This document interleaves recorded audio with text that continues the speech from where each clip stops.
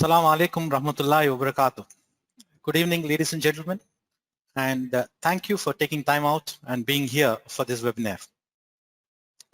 My name is Venkoba Rao, and I'm the Director of Studies for MBA program at Majan University College. Today's topic, leading through change, is more relevant than ever before. Leading is a challenge even in good times, let alone in these uncertain ones. This pandemic has brought in unprecedented change. Microsoft CEO Satya Nadella rightly said, we saw 2 years of digital transformation in 2 months. This indicates the magnitude of the change. And I'm sure every organization has a similar story to share. To help us navigate this crisis, I'm pleased to introduce John Grisby, Professor of Practice at University of Bedfordshire, UK, our partner institution. John's specialty is in leadership, and today he'll be sharing with us his expert opinion on how to deal, or rather lead through change. He has 25 years of experience in human performance and development. He worked in multidisciplinary areas, including competitive sport, organizational and leadership performance consultancy, public sector, entrepreneurship, and academia. He is actively involved in academics and consultancy in Europe, US, Africa, South America, and the Middle East. He is a regular visitor to Oman and teaches on the MBA program offered at Majan. He is a fellow of Higher Education Academy, UK, and he is also the managing partner of Grey Matter Global Limited. Without any further ado, I'm going to hand over to John. Let me remind you that towards the end of presentation, we're going to have a Q&A session, and John would be replying to a few of them. Over to you, John.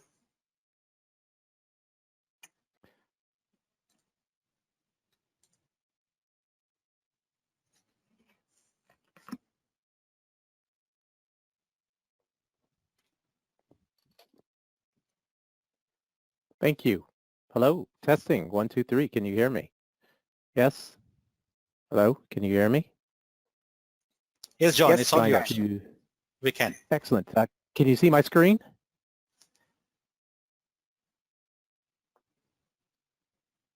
Can you see my screen? We see you on the screen, John. You may want to share your laptop screen. Yes, I am. My name is not on the presenter list. So if you can enable that, that would be great.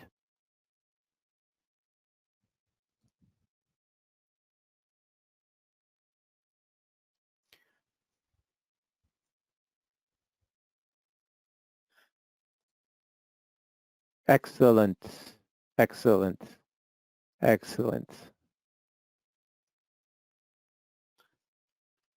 John, you are the presenter right now. I can see on the screen. Excellent. Yeah. Perfect. Fantastic. Here we go.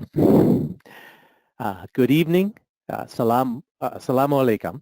I'm very happy to be here. I'm a part of Majan College, and welcome to Leading Through Change, the Fundamentals. Hopefully, this will give you insight into a mission-critical skill of Oman 2040. As they've said before, my name is John Grisby. I'm a professor of practice management at the University of Bedfordshire Business School, and I'm a managing partner at Grey Matter Global Limited, a leadership and strategy consultancy for industry and business 4.0. I help leaders prepare and shift to be able to lead in the fourth industrial revolution. The intention of this webinar is to really raise your awareness about the fundamentals of leading through change in the context of Oman. This is an overview of topics. We will cover very briefly the principles of change, leading and managing crisis through, so we have the COVID situation. It's important to link change and crisis together. And I will integrate this within the context of Oman leading through change and crisis. the types of problems that emerge in change and in crisis, and then I will give you an executive overview and recommendations for how you should approach. As always, this is a very important note. I am a professor of practice, and I integrate academic theory with practical application. And for change and growth, I use a best-in-class methodology called the Adizes life cycle, or the company life cycle. So let's start. Leading through change, I'm going to introduce you to the fundamentals. Have you ever been in a perfect storm? A perfect storm is defined as a rare combination of circumstances that combines to drastically aggravate an event. First there's calm, and then there's relatively some chaos and instability, and then there is disruption. This is exactly what is taking place in business and industry, and in Oman as well. Complexity, accelerated change, and difficult problems to solve.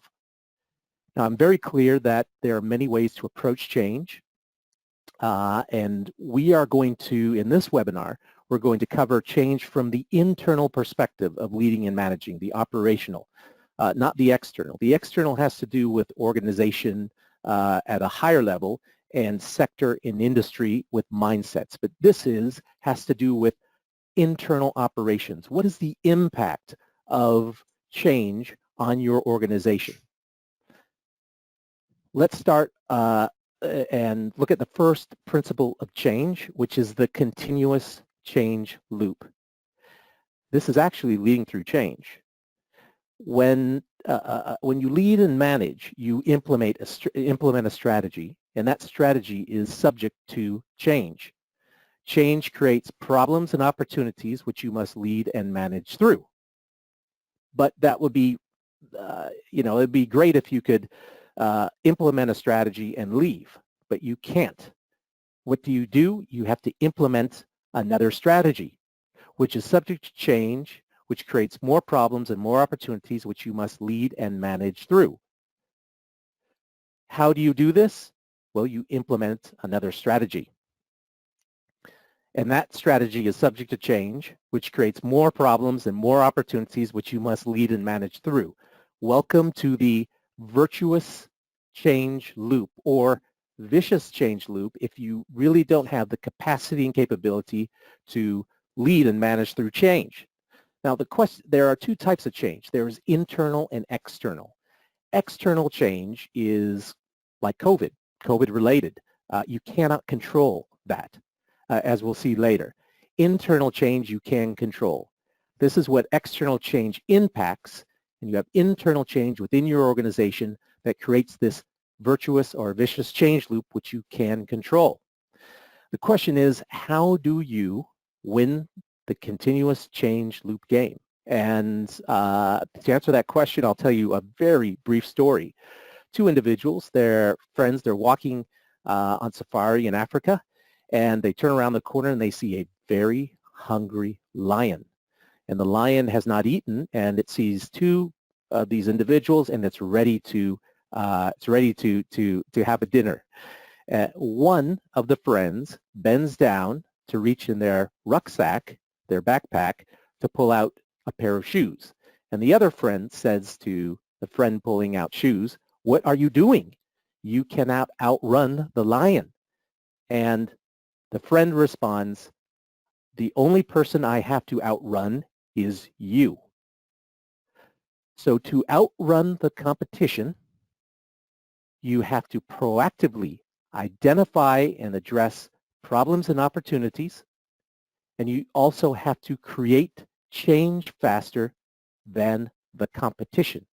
So imagine we're in a COVID situation which accelerates change.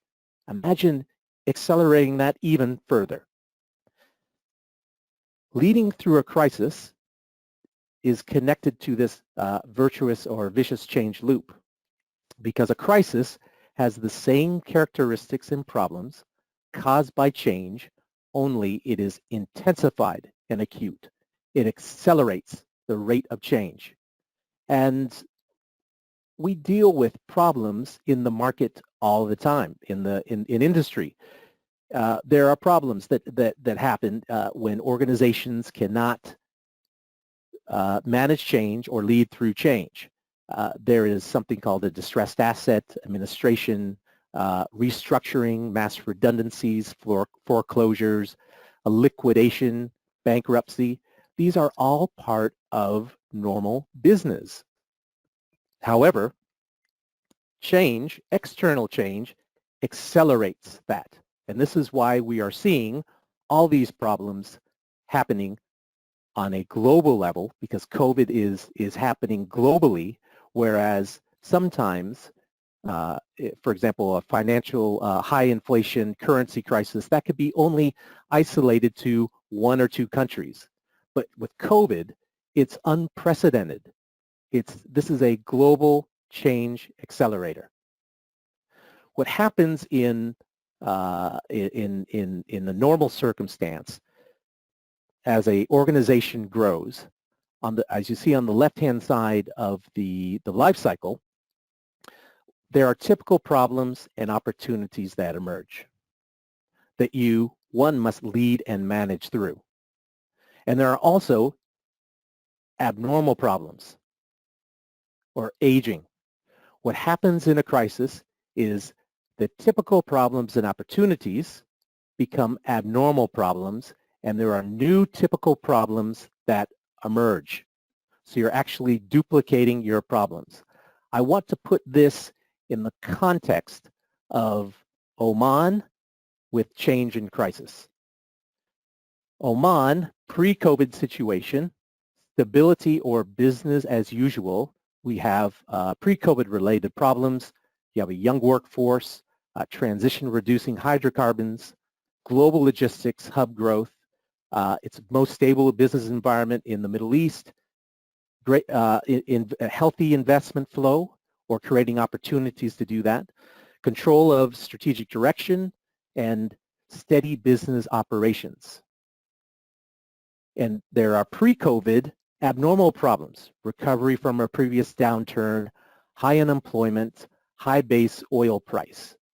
What happens in a crisis is your typical problems that you have before become abnormal.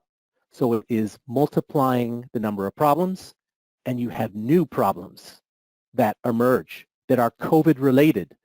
Global economic shock, global demand for oil reduced, means you have to allocate more money, slash budgets. Look at the hotel occupancy plummets in Oman by 41%. These are new problems that you have in addition to the pre-COVID problems that have now gone into abnormal.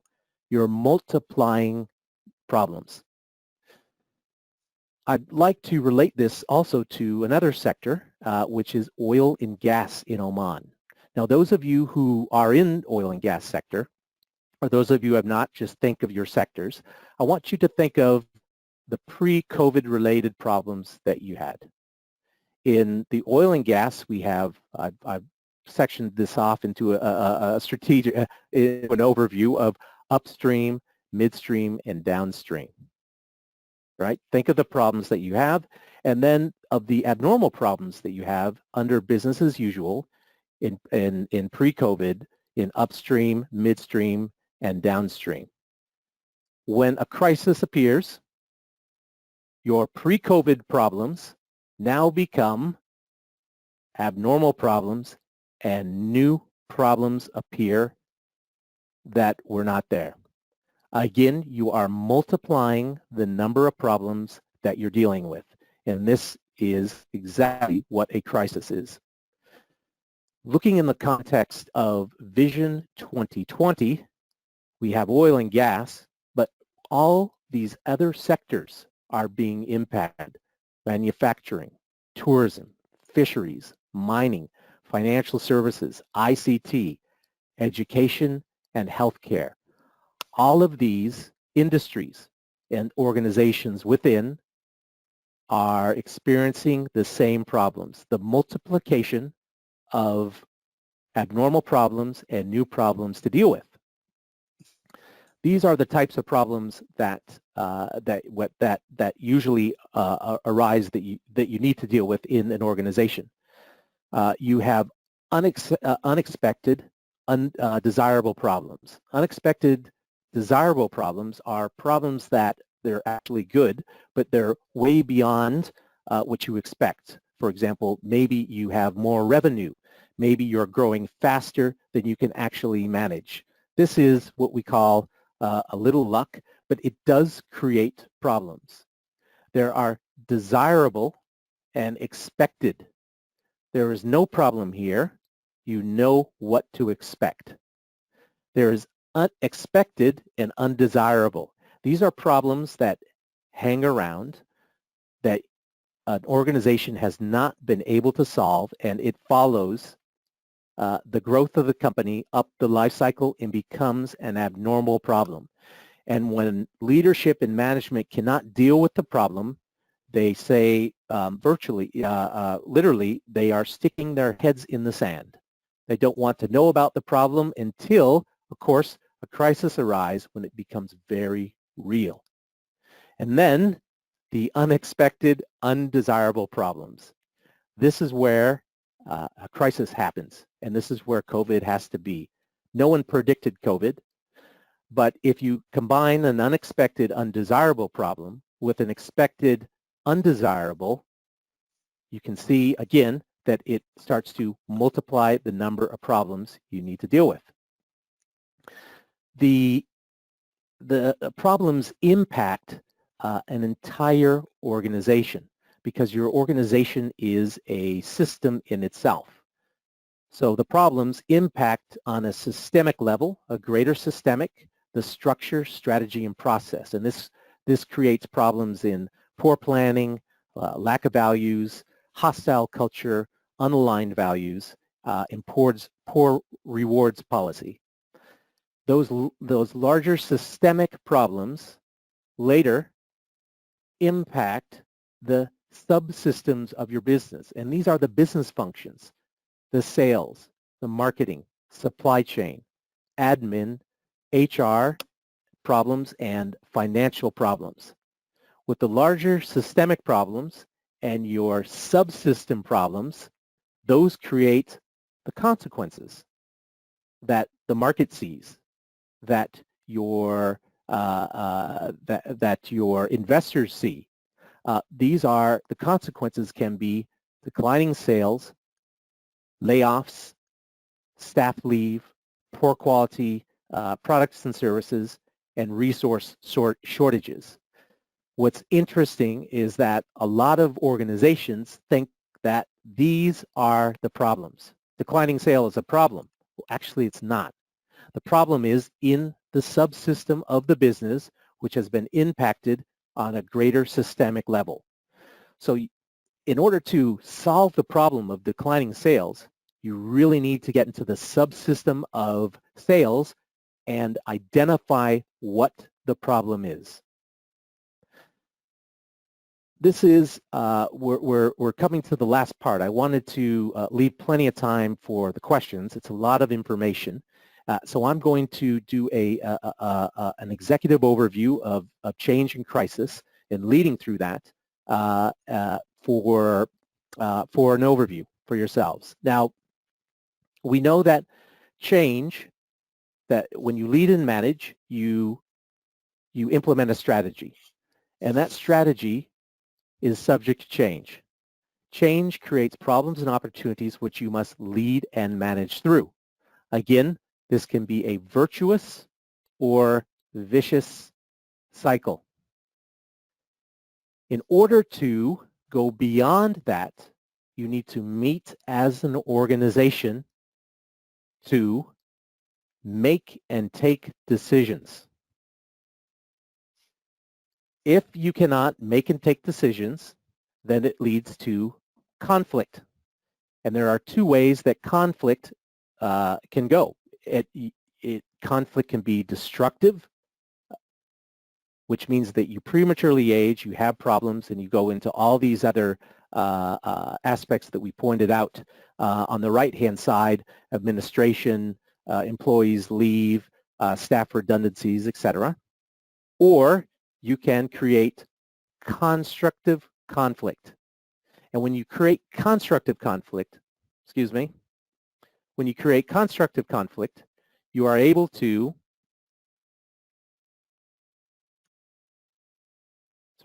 you're able to make decisions, take decisions, solve problems, and implement solutions.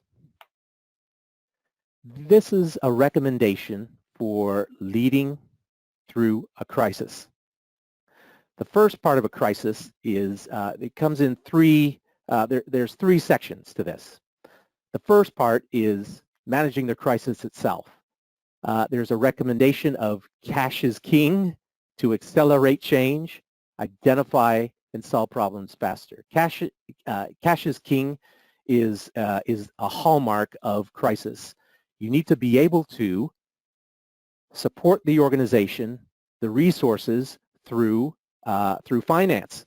And if you can't, the organization will prematurely age and slowly start to disintegrate. Accelerated change and identifying problems faster have to do with the continuous change loop, or the virtuous change loop, or the vicious change loop. You need to really identify your problems and help that change accelerate faster. The second part of leading through crisis is the recovery. Once you have the foundation of finance, you're able to identify your problems and accelerate change. You need to recover. You need to recover by synchronizing the subsystems and integrating them. What I mean by this is there are the sales, there are the marketing, there's the transformational, there's the IT, there's the finance part of the subsystems. These individuals need to be able to integrate and synchronize, because if there's a problem in marketing, most likely finance has something to do with that, or can impact that, or can support. If there is a problem in the supply chain, finance or marketing or another part of a subsystem can support that. So you need to integrate these types of roles. Be cautious about firing people and restructuring responsibilities. This goes to the heart of, if you have employees and you start to let them go in a time of crisis, when you go to synchronize the subsystem and integrate roles, you might be missing some really good support. You might have let someone go who has the wisdom and knowledge or the potential to integrate and synchronize and help support the system. So you need to be cautious about who you fire and restructuring responsibilities in order to integrate. The last part is, once you have the crisis solved, hopefully, the foundation, and the recovery of the synchronizing of the systems, right, and the people in place, you want to reboot. And that reboot is through something called CAPI, where you coalesce authority, power, and influence to grow. This is really about making and taking decisions. It's getting in the skill of being able to have either one, a democratic decision about a problem and taking that problem to a solution, or one individual taking that problem and delivering a solution and implementing it. And the last is reaffirming the mission. Once you have gone through the crisis, the recovery, and the reboot, it's time to come back together as a team and be able to reaffirm the mission and where you're going. This is a reminder of the skills of the Fourth Industrial Revolution and Oman 2040 leadership skills. And I've touched on briefly, the red check marks are where I have briefly touched on a few of those. So one of these is active learning and learning strategies is a skill, creative originality and initiative, critical thinking and innovation, complex problem solving. This is part of change and leading through change and crisis. leadership and social influence. When you start to solve problems, you're actually collaborating. It's collaborative leadership. So you're coming together to identify a problem to be able to deliver a solution. Emotional intelligence. You need to learn how to. You need to have the type of emotional intelligence in order to understand people, organization, in your organization, relationships, very important in the time of crisis. Judgment and decision making. If we go back to CAPI and if we go back to problem solving, this is a skill that this is definitely an Oman 2040 skill. People management as well, and cognitive flexibility. So these skills are important for not only for the greater world industry industrial revolution 4.0, but they are also critical for where Oman 2040 is going. This ends the webinar.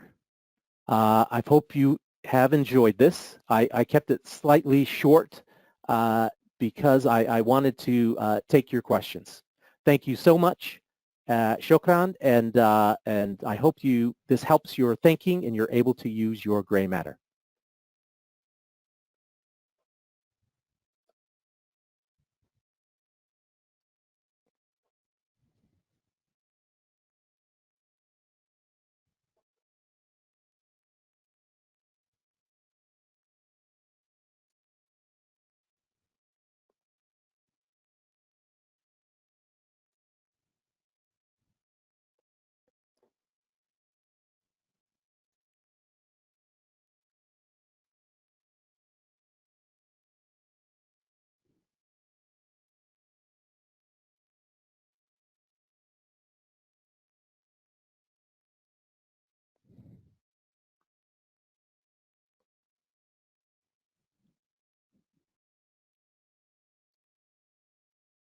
Thank you very much, John. Before you answer a few of the questions and before you collate a few of the questions to answer them, I have a couple of slides to the audience. Majan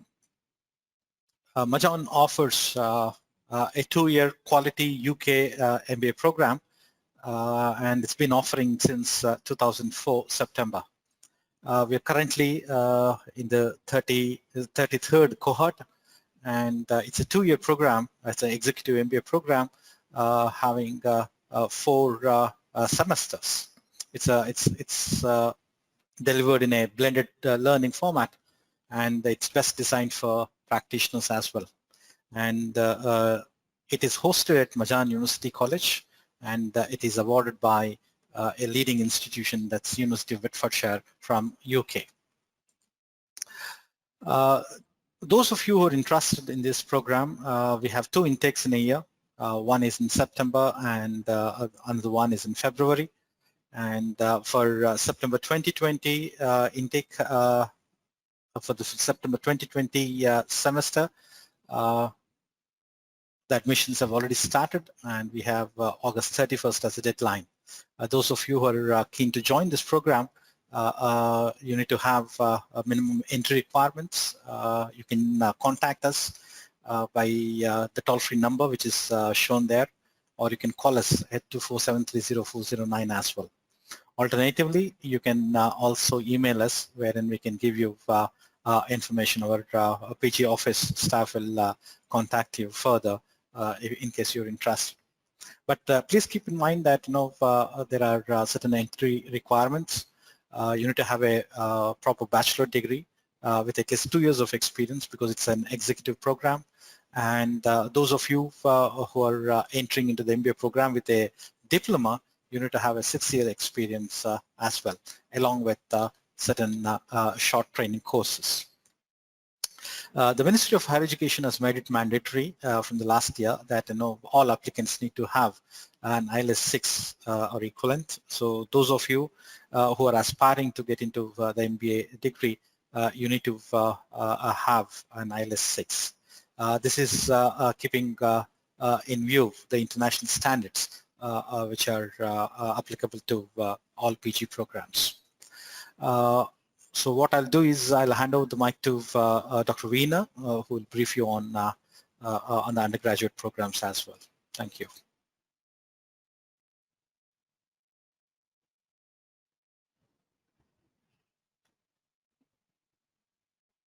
Thank you, Professor Vengoba, and good evening to all of you. I hope you all are well and safe. John, it was really great. Can you all see my screen?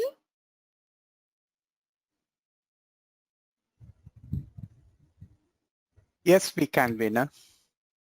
Okay, thank you so much. So I'm here to give you the study options from the Faculty of Business Management. I'm the program manager in Faculty of Business Management.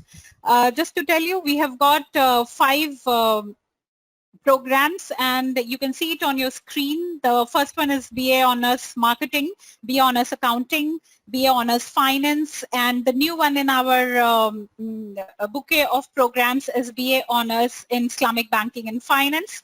With all these bachelor's degrees, we also offer the higher diploma, which is now 3 years course.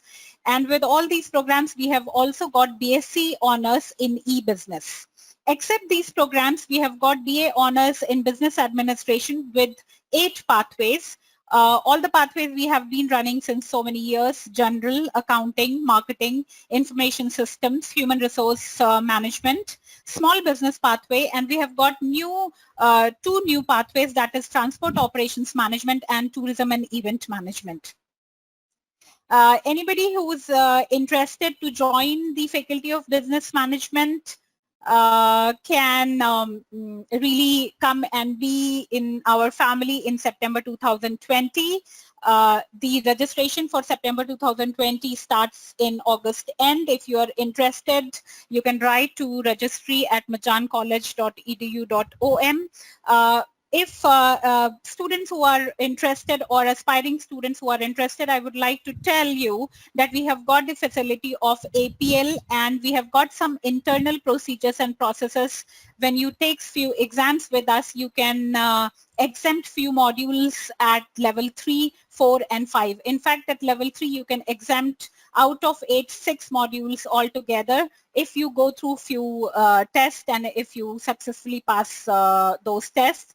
So all the best with your studies, and if anything else you can please contact at registry@majancollege.edu.om. Thank you so much. Armstrong sir, over to you. Thank you, Veena. As I'm speaking to you, I'm looking at the chat box as well as the question box where you have posted your questions. So I will invite John to respond to the questions.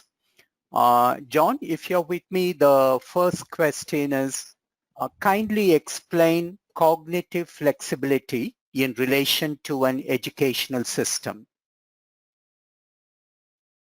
Great. Cognitive flexibility. Can you hear me? Yes? Yes, John, you are audible. Excellent. Cognitive flexibility is being able to essentially shift your mindset and think differently. So I will go back to this slide where we have cognitive flexibility, the mental ability to switch between thinking about 2 different concepts and think about multiple concepts simultaneously. If you join the Executive MBA at Majan, you'll learn how to do this.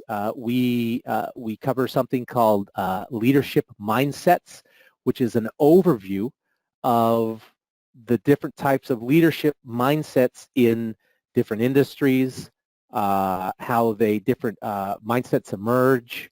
There's more or less 7 different mindsets for life conditions: industrial, pre-industrial, traditional, the global finance mindset. What is difficult at this place in time is that all these mindsets are existing at the same place in time.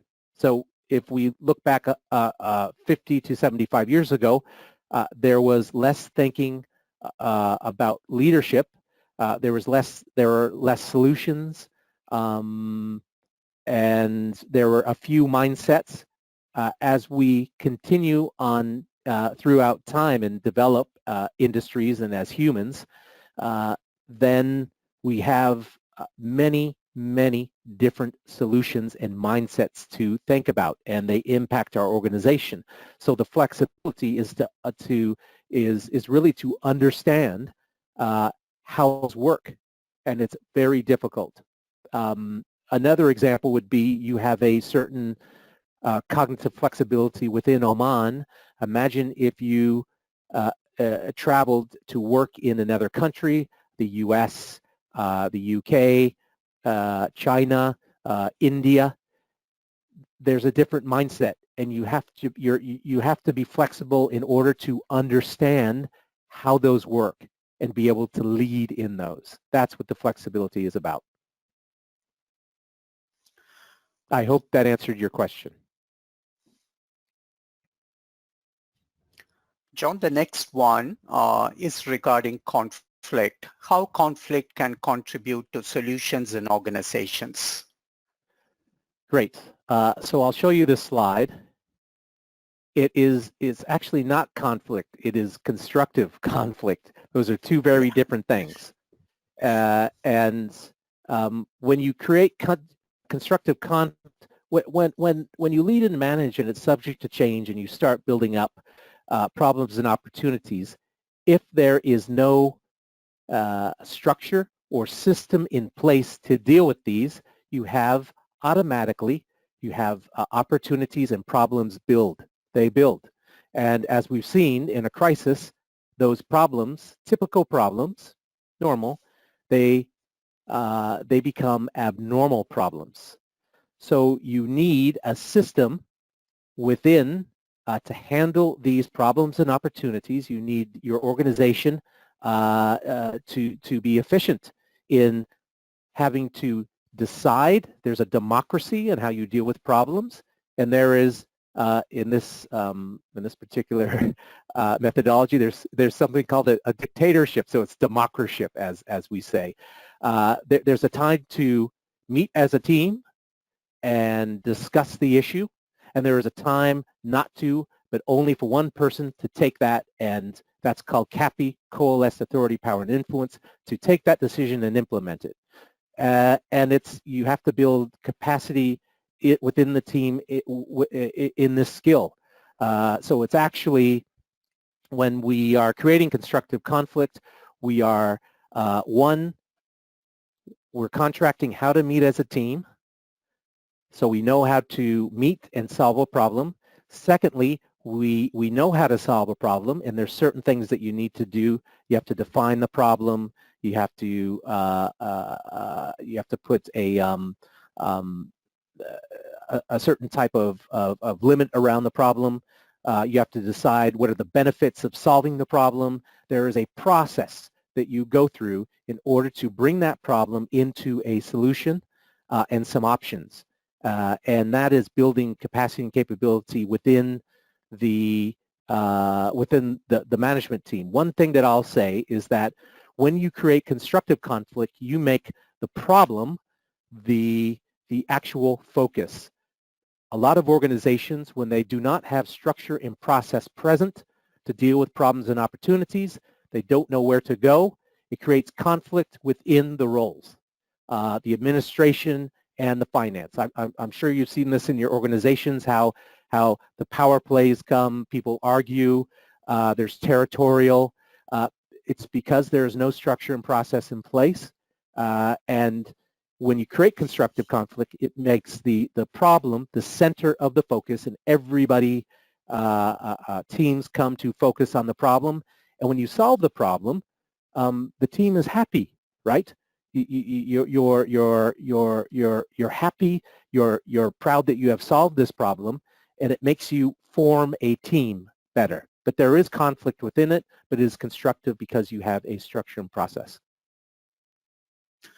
Thank you, John. The next question is, can you explain the reboot, which is the final part, again? Yes.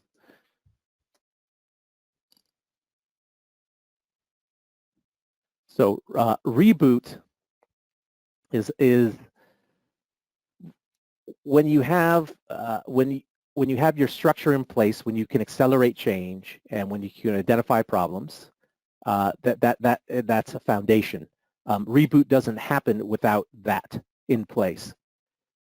Recovery is being able to synchronize the systems, having sales and marketing, having those come together, and being able to actually solve the problem. Meet without conflict, to create constructive conflict.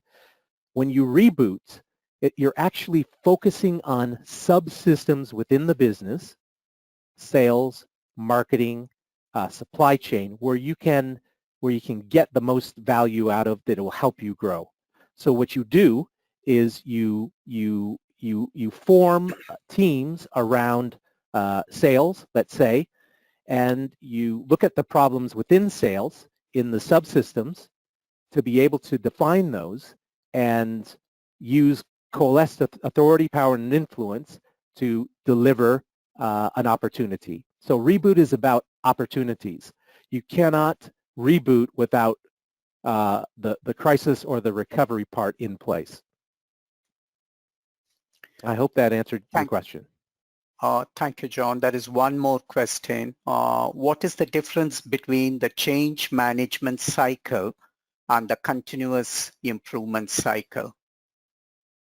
Okay, I don't understand that. The change management cycle, so I'll go out of this in a moment. So there is this is the continuous loop, right? So this is the continuous loop cycle, or the virtuous or vicious loop cycle.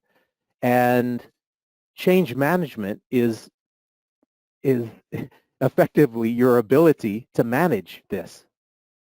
You need to be able to manage and accelerate it. So that's the difference. This is the change loop, and then there's the management and leadership of the change loop. There is another question that has come in. How can COVID-19 drive change or has driven change in higher education institutions in Oman?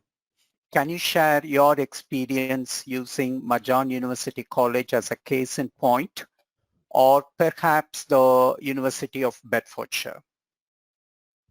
Okay. So how can COVID-19 drive change as driven in higher education institutions in Oman? Can you share the experience using Marjan? Sure. Well, so first I'll comment on the larger system. Change is certainly, I don't know what to say what it has done to education. It has completely shifted the way education is delivered. There are, so I'm American. I have a lot of friends in the U.S. American institutions, and the same type of shifts that are taking place there are taking place here that will take place in Oman. It seems like everyone is shifting to a virtual type of delivery, and there are some organizations, higher education organizations, that have had this in place for 5-6 years. I remember I was speaking about 4 or 5 years ago, something called the alternate MBA, completely delivered online. And large organizations have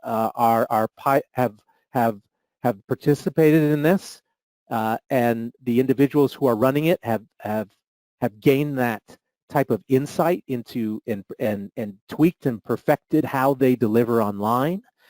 So with the situation in Oman, it is, I think there's a lot in play. For example, how is ICT and the actual systems able to support online delivery? That's one part. In the US and the UK, there is a bandwidth stretch beyond anyone could imagine, because everyone is going online. So there's other problems around education that need to be solved. And then within education, my work has skyrocketed since COVID because I'm a problem solver. And before organizations thought they didn't have problems. But when COVID hits and the problems multiply, I now have organizations and they say, what should we do across all types of sectors? And this is a perfect time to step back and look at the typical problems you have and the abnormal problems and start to get a hold of what problems are actually present in your system. Because when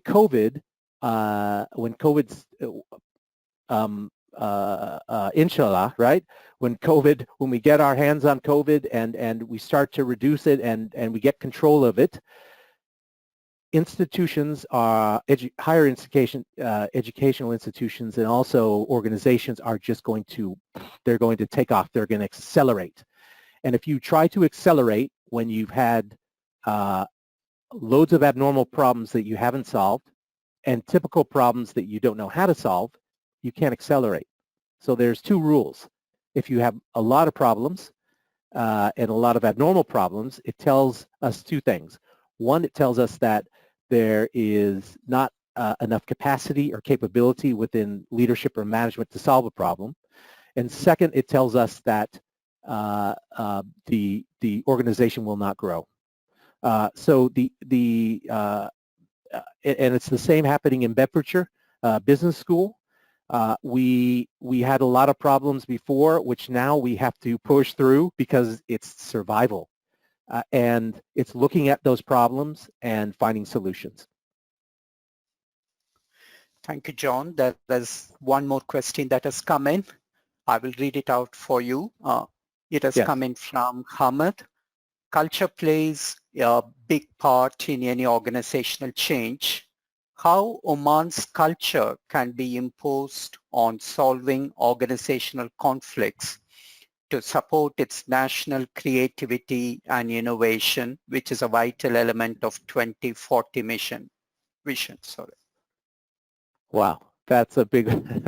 Let me read this. So culture plays a great question. Culture plays a big part on any organizational change. Absolutely it does. And I'm going to go to this slide where we have, I hope you can see that. How Oman's culture can be imposed on solving organizational conflicts, its national creativity and innovation, which is vital. So there are things within, I'm going to bring this slide up. Great question, by the way. There are things within cultures in organizations, and you're absolutely right, that play a part whether problems are solved or not. I know that there are a lot of issues within change in Oman, large public sector organizations needing to shift to be more entrepreneurial. That's a culture change, and it's also not only a general culture change, but it also is Oman needs to look at what Omani entrepreneurship looks like. And then if you have Omani entrepreneurship, what are the elements, the cultural elements around that? And how do you get there as an organization, and how do you use that culture to actually grow or accelerate or change? So you're using elements within the Omani culture to accelerate you, and there are some elements, for example, tradition, which is great. It is so tradition in certain places is an accelerator. It is very effective. But if tradition stands for a long time and the market changes, then tradition have to change. Some elements in tradition to change. And that's where you need to be introspective to look at the culture and say what elements can we use in order to bring about a change within the organization and within the Vision 2040. I hope that answered your question.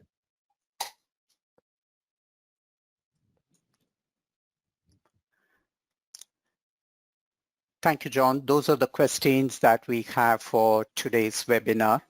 So we have come to the last part of the webinar where we want to share some information as well as thank those who have been part of this. First, let me take this opportunity to thank John. John has been an active observer of business and economic developments in Oman. He brings a global perspective to Oman's business challenges. I think that's what he did today as well. John, thank you for being available to engage with us. I would also like to thank my colleagues, Venkoba, Veena, Kumail, who facilitated this session with various roles. I want to let you know that this is part of a series of webinars where we want to bring our colleagues from university to engage with you. We had one in the past week. We have one on robotics, which is coming up in 2 days' time. We look forward to see your participation there. That would be a webinar which should be of great interest to the young people in your family. So please make sure they benefit from this. We are also working on webinars where we want to bring practitioners from the university to engage with you on brand management, on English language teaching. So please await further communication on this. It was Einstein who said, in the middle of every challenge lies an opportunity, and these webinars are opportunities for all of us to add value, to reflect on our professional practice and acquire new skills. Those of you who are participating, you have been doing that. We look forward to your participation in the webinars to come. Thank you for engaging with us. We look forward to your continuous engagement. We are committed to bringing quality webinars to you.